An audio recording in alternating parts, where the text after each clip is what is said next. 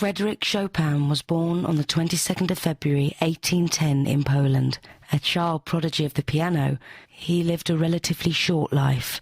Nevertheless, he is now regarded as one of the eternal grand masters of the piano and its composition.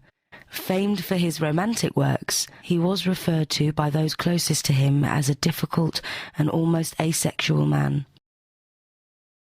However, he was always deeply passionate about music, whether it be teaching, writing, or performing, even when it became painful for him, as he became too ill to perform publicly. He struggled with tuberculosis his entire life, and he finally lost the battle in Paris in 1849 when he was 39 years old.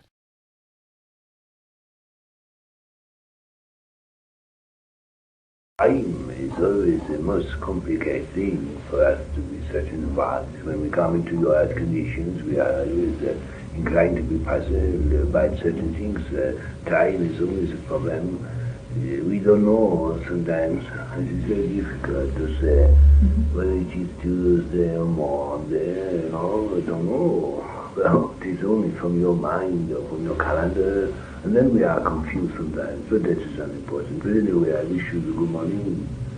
Good morning. I am most interested in everything that you are trying to do. You are most, how you say, ambitious to propagate this proof. You have make these machine recording, you call them, it is very interesting. It is a magnificent thing, I think. I only wish it were possible in my day for this to be so. We have these instruments, but then of course it was different. We have not nothing like this. No, it is a long time ago now. May I have your name? My name is Chopin. Oh, Chopin. Frédéric Chopin. Oh, lovely. What a great thing it would be to have had this for making recording of music. It would have been a tremendous asset, Just imagine. Now, of course, you have everything. Science has made marvelous discoveries. Your world has changed beyond all recognition. People have such benefits today. Often we hear people in your world complaining about modern age, but it has so many blessings. So many blessings. It is true that in some respects you have many things which cause alarm and concern and make you feel very unhappy. But there are many compensations. Please, will you tell us all about yourself? And what the usual question we ask is how you passed over and how you found yourself and what you're doing now. You have for me questions. How I pass over. You mean how I died? Yes. Oh, I was very surprised. I probably had very little, knowledge. I did not have any knowledge, really. I have no particular religion. I suppose really I was Catholic, but not a very good one, I'm afraid. I was a bad Catholic. I did not have any strong ideas about anything. When I come here, it was a surprise for me. I meet so many friends, people that I have known years ago. Friends that I had known when I was quite a little boy. All that, I only remember I was very ill, lying on my bed. My friends, some of my friends, were with me. And gradually everything seemed to go further and further away from me, until everything seemed still.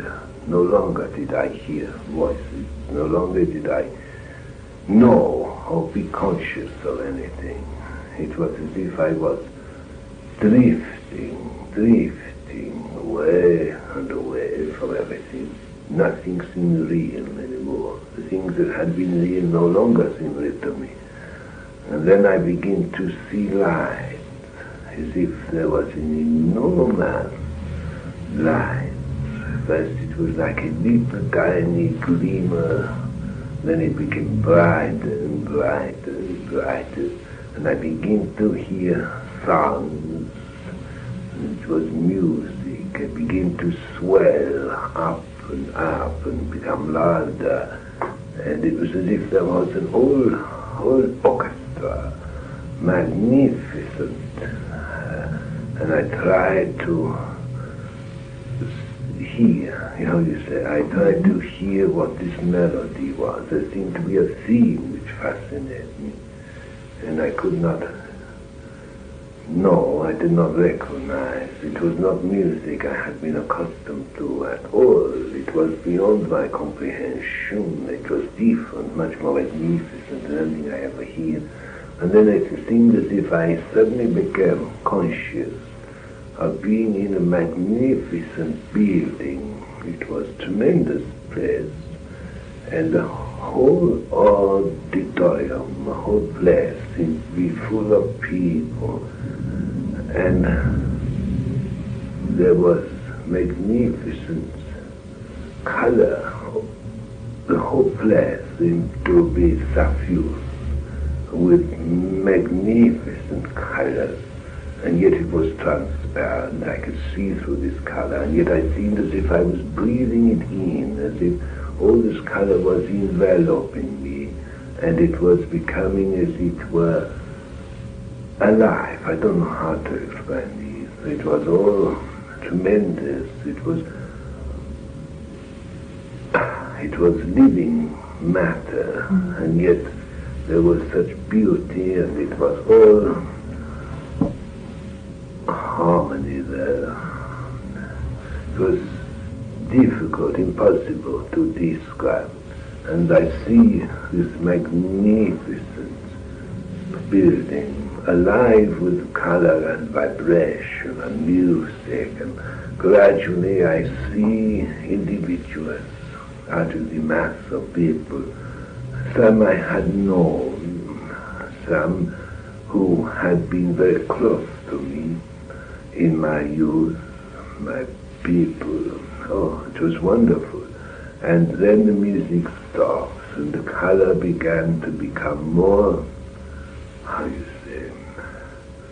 more definite, because before it had been so soft and so wonderful, and then the color seemed to merge and become a beautiful color of, I don't know how to say, but it was like blue, but it was a different blue to anything I have ever seen. Instead of being many colors, it seemed to all change, and it was all perfect blue, and everything seemed to be reflected in this light, and people began to come towards me, and I felt myself surrounded by love and warmth and harmony, and many individuals I had known greeted me and welcomed me, and they showed me gradually, I don't know how they do this, but they gradually were able to illuminate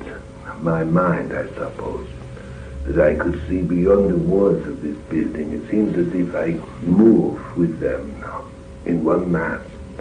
From this building, the walls seemed to disappear, and I was in a magnificent sort of place, which was like the grounds of a magnificent house, which I could see in the distance, a wonderful house, beautiful with turrets and beautiful colors, and a beautiful lake in front of this house. It reminded me a little of Versailles. The fountains and the birds and animals. I saw some deer, and along a big avenue of trees I seemed to be going with all these people around me, as if, and all the time I feel as if I were going somewhere, as if I were going to be received, I don't know. But that was what the impression, that I was being transported to this building. And I remember as I come to it, there were many steps, and I thought to myself, how strange, what a lot of steps to climb, and I don't remember touching the foot touching the step at all. It was as if I was transported one by one, and yet there was no effort needed. That was one of the things that most impressed me. I feel as if nothing was an effort anymore, whereas previously when I was on Earth, everything I had to do was such an effort. It was terrible. I could not do very much for a long time. I had to rest. But here I feel so light, so different, so full of vitality. Nothing was an effort. And yet in my mind, as I saw these enormous steps, I think, oh, what a lot of steps to climb. It was still, I suppose, my mentality of my Earth there. But I begin to realize that no longer was I affected by disease or trouble with my body. It was a different body, but I had not seen it, but I felt that it was different. And I was anxious to see what I look like. It's strange how one should think these things. But I think, I feel different. I have no effort no more. I wonder if I look different. And at this stage, I begin to realize that a great change had come over me. And as I get to these stairs, I go up and up these staircase, steps, and I come to a big building I had seen in the distance. In front of me there was a big courtyard with a big, enormous, arch. And I go through this, and I go forward into this building, and it was enormous with high vaulted roof, and the floor was like, was like beautiful stone, but highly polished, and many color, and there were beautiful pictures everywhere of people. And I look as I go along here. It's as if I was being directed, yet no one was showing me the way, but I seem to know which way I had to go. And as I go along this big room, this gallery, I see these pictures, and I thought, this person, I think I know. And I recognize various people on these pictures who have been passed over a long time, and I think that is strange. I still did not fully realize everything that had happened to me. Anyway, I go along, and eventually I come to a very big room, and I see many people. And at the end of this room, there was like a dais, on the rostrum, you say, steps into, and a magnificent figure, a man. And he was dressed in beautiful garments, gold and purple cloak, and his hair was beautiful. It was jet black and very wavy and cut short to the shoulder, and he had beautiful brown eyes, large and luminous, and I felt he was in the presence of someone very important, very wonderful person. And I approached this, and I felt as if I was being received, as though one might be by a pope or something. And this person came forward and greeted me, and that he was to be my, host, that he was welcoming me on behalf of all the peoples, and that I would be shown around and be introduced to various people. I would show them my home, and which would be in the grounds of this magnificent place. And there I would continue to make music and to study. It was as if I was being initiated into a big society, which of course in a way it was. It was a society of artists and musicians. I met all great people, Michelangelo, or so many people that have been great, Cellini, many people. Oh, this is awfully interesting. Very interesting, yes. It is extraordinary. We don't know anything about ourselves when we are on Earth. We are very dim, very Perhaps in some ways it is important that we are not allowed to know too much. Perhaps it is wise. You know, I meet people on this side that were associated with me when I was on Earth in previous incarnation. I remember a long time ago when I was on Earth, I used to discuss the possibility of reincarnation. It was not a popular theory. It was not something that was considered important. People did not discuss this. People either were religious or not religious. They either accepted Christianity completely as they had been taught it, or they had little no religion unless they were Mohammedan or Jew or something. But there were groups in Paris and all that were very interested in all these isms, all these occult things. And I was interested to some extent, but I did not have much time to develop into it. You know, I did not know much about it, but my friends in Paris used to discuss these things. But now I know that all of us are not new souls. We like perhaps sometimes to think that we are new souls. We like to think that, well, that we are born and then we die, and that we live again in the highest sphere, and we are with God. It is all very simplified, but life is much more difficult in a sense, and more complex, which I think makes it much more interesting. We have been often, many times before that, I discover I have lived many times, different ways.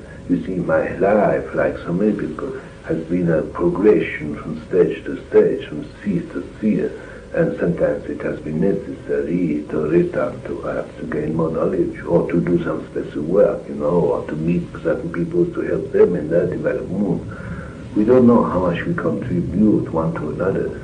It is all very important to realize that we do not live alone. We live by each other and for each other and of each other. We are all the same spirit, though in different bodies, and we are all contributing something one to another. In my life, my last incarnation, I contribute a lot in music, but in other lives I have contributed in other ways. I cannot tell you all this now, but I know that the older a soul is, the more progressed they have become, and it is essential that we learn by experiences, and the earth world is a school in which it is essential that we learn and also contribute to other people's learning, and sometimes we are sent back as teachers. And now I have finished with the earth, that is from the point of view of inhabiting a physical body. I still keep up living because I feel that I can be of service.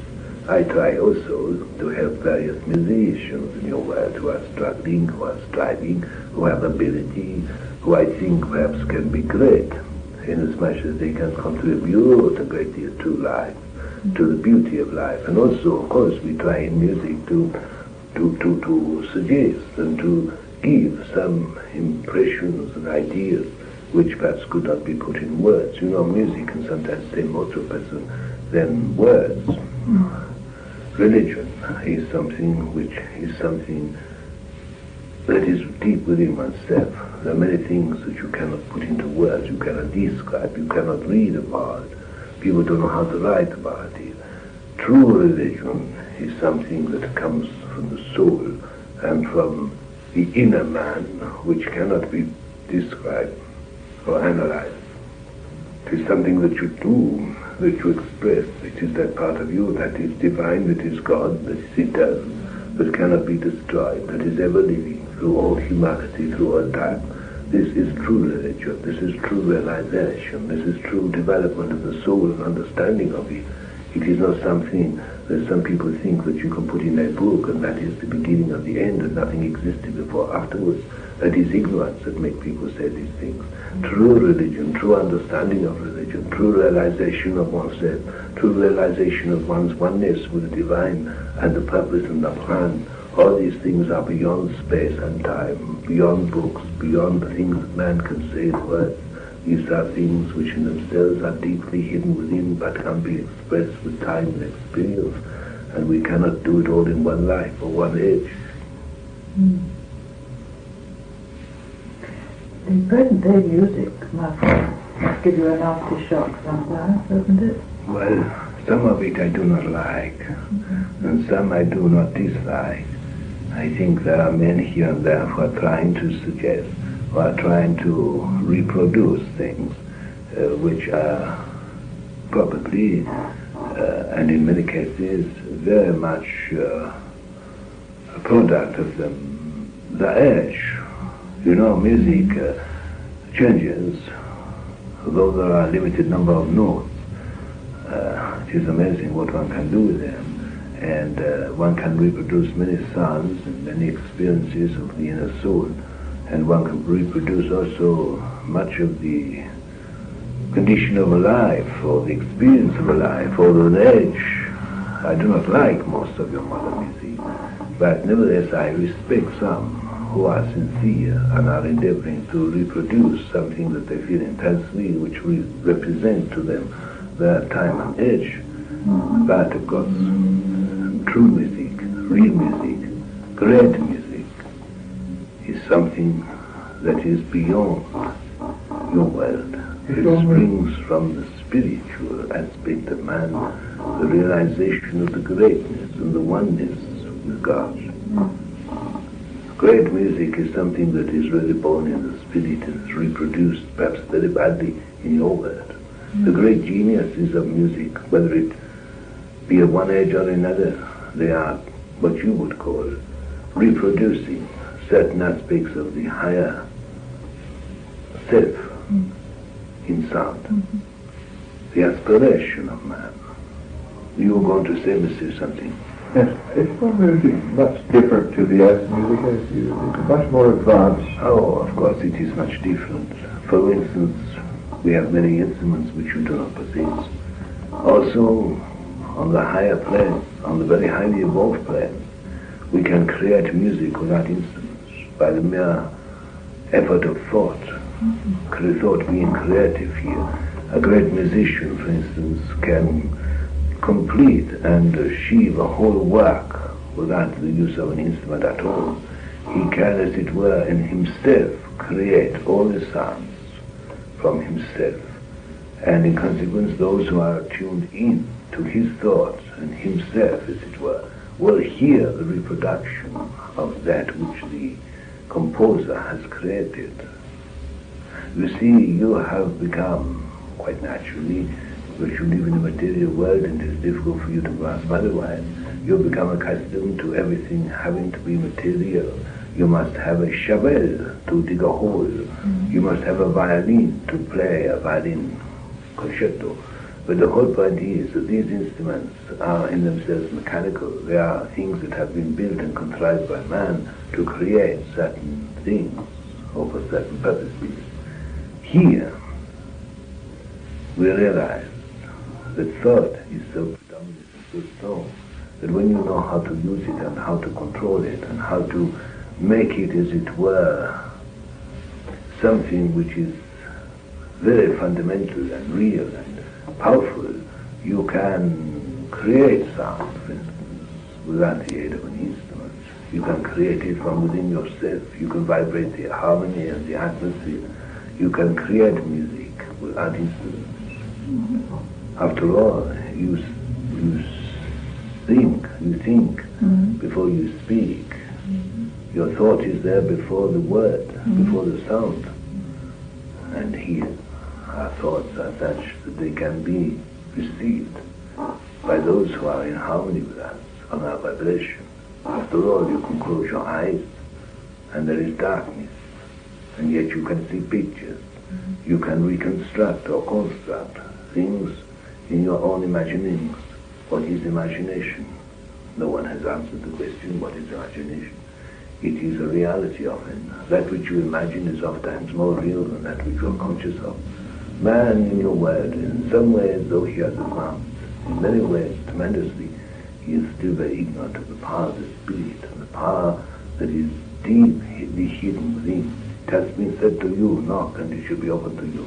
But few people bother to knock. They are content with that which has been given to them.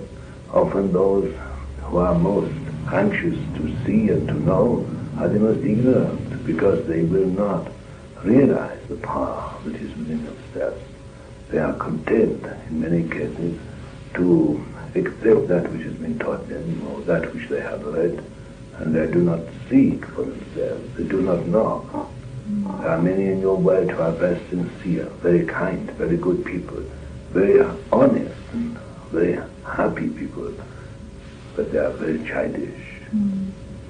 You may think this rather a silly question, but what was your impression of a piano when you first played one on the other side? My impression of a piano when I first played here, that I was at home, I suppose, because without a piano I was a lost person. But when I find a piano here and I could play, I was happy. Was it different though? Did it But seem different? no, it seemed exactly the same. But at the same time, it seemed to have a richer, more beautiful tone. And it did not seem so restrictive or limited as it did when on Earth. But of course, this was all done in the early stages of my coming here to make me feel happy, to make me feel at home. But gradually, as I began to realize the possibilities and capabilities here, then I began to emerge, you might say, and become more able to do greater things. You see, we limit ourselves by a lack of knowledge. But as we gain knowledge, we become less limited, and that which we strive to do becomes more possible, and in consequence becomes much greater.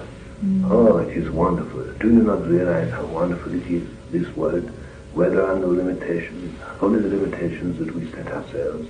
Nothing is impossible. Everything that is good is possible and to become greater because of our striving for it. Your world is restrictive, but only restrictive because man has made it so. In his ignorance, he does not see. He does not realize the capabilities, the possibilities in your world. He limits himself by material thinking and action in consequence. But there is no limit to what man can achieve if he will seek deeply and certainly and surely for that which comes in the Spirit. The power of the Spirit can overcome all things. As you know, through the miracles of Jesus and other great souls, these things which seem restricting are not so. There is nothing impossible if man has faith. Faith in the Creator and faith in the power that He gives us. I am very happy to be able to come here, to speak with you. I am happy to be able to come here.